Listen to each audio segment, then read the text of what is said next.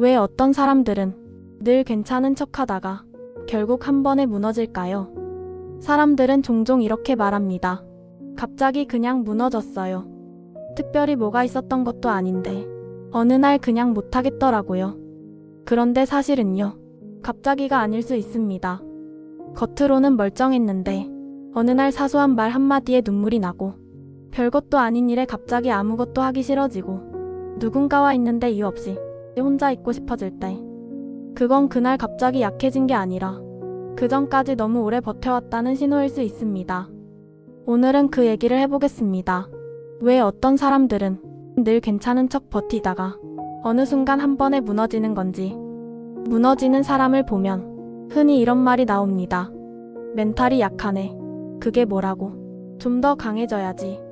근데 실제로 무너지는 사람들을 보면 대부분 원래부터 약한 사람이 아닙니다. 오히려 반대인 경우가 많습니다. 싫은데도 괜찮다고 넘기고 힘든데도 티 내지 않고 서운한데도 이해하려고 하고 피곤한데도 조금만 더 하면 된다고 생각하던 사람. 버티는데 너무 익숙해진 사람. 남들 눈에는 늘 멀쩡해 보이던 사람. 이런 사람들이 사실 가장 크게 무너지는 경우가 많습니다. 왜냐면 이 사람들은 힘들다는 신호를 스스로 계속 눌러왔기 때문입니다. 그러다 보면 겉은 유지되는데 안은 조용히 계속 달아갑니다. 무너짐은 갑자기 오는 사건이 아니라 오랫동안 쌓인 것들이 한 번에 터지는 결과일 때가 많습니다. 사람은 한 번에 주저앉지 않습니다.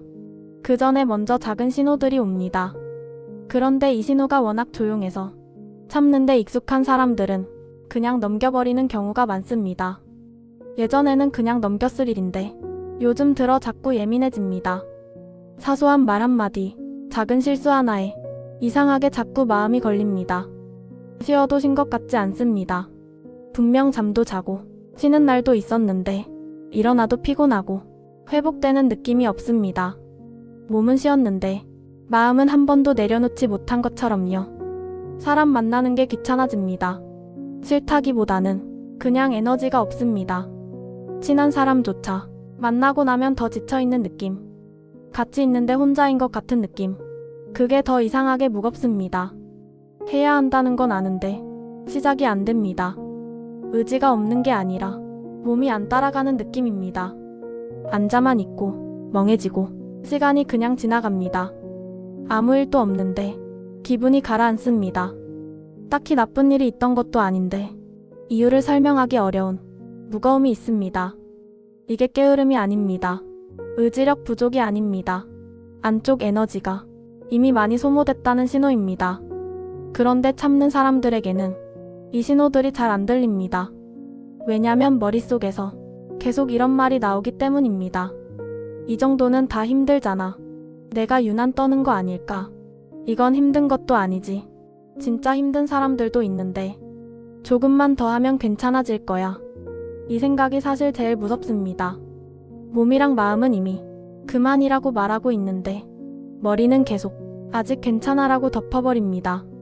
그래서 초기의 신호를 잡지 못하고 결국 더 크게 무너지는 경우가 생깁니다. 늦게 알아차리는 사람은 원래 둔한 사람이 아닙니다. 자기 신호를 계속 무시하는 훈련이 오랫동안 된 사람입니다. 무너짐은 멘탈이 약한 사람에게만 오는 게 아니라 신호를 오래 무시해온 사람에게 오기도 합니다. 그럼 왜 어떤 사람들은 오래 참다가 한 번에 크게 무너지는 걸까요? 우리는 흔히 감정을 참으면 없어지는 거라고 생각합니다. 꾹 누르면 사라질 거라고요. 그런데 실제로는 그렇지 않습니다. 감정은 없애는 게 아니라 밀어두는 것에 가깝습니다. 화도, 서운함도, 외로움도, 억울함도 표현하지 않으면 사라지는 게 아니라 그냥 안쪽 어딘가에 조용히 쌓여갑니다.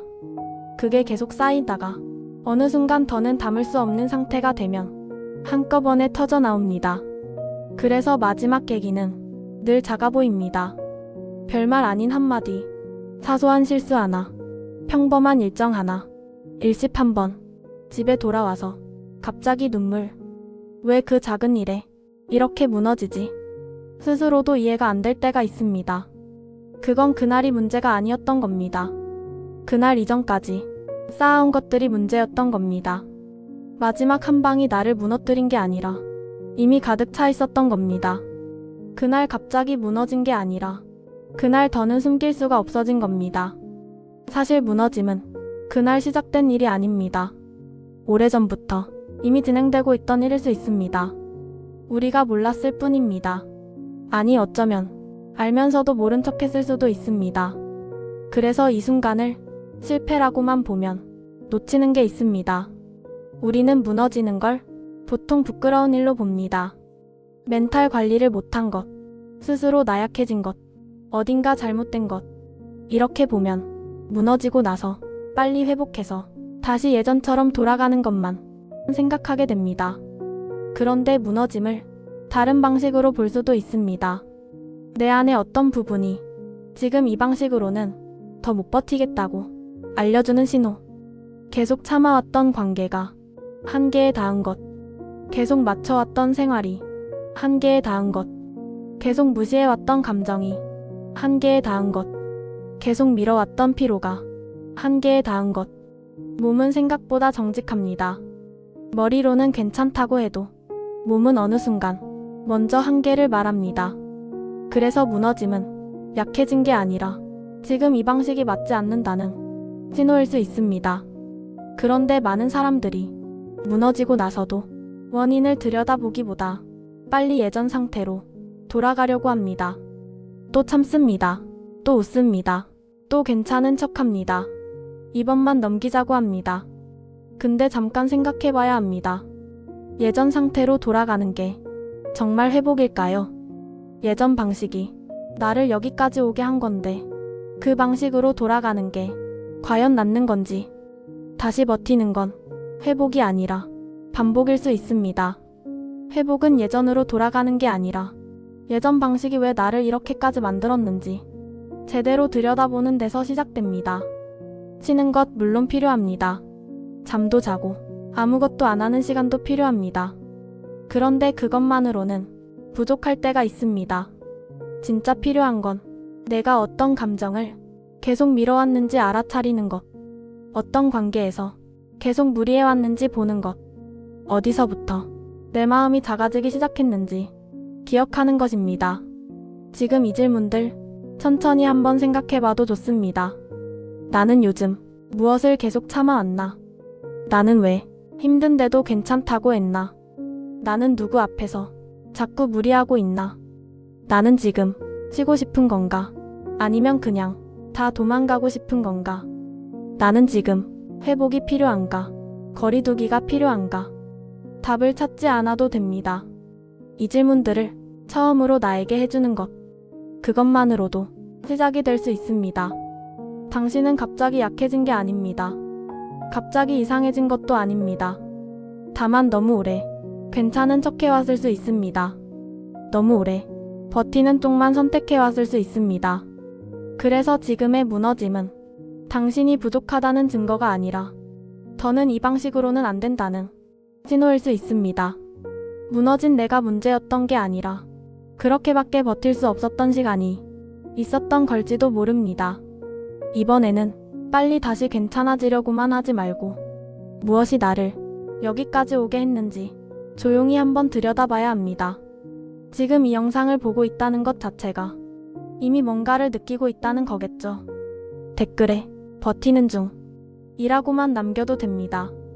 말로는 못 꺼낸 것도 한 줄로는 꺼낼 수 있을 때가 있으니까요. 이 영상이 지금 내 상태 같다면 저장해 두세요. 무너진 뒤보다 무너지기 직전에 다시 보는 게 더 중요합니다. 당신이 당신 편이 되는 연습. 마인드 스낵스였습니다.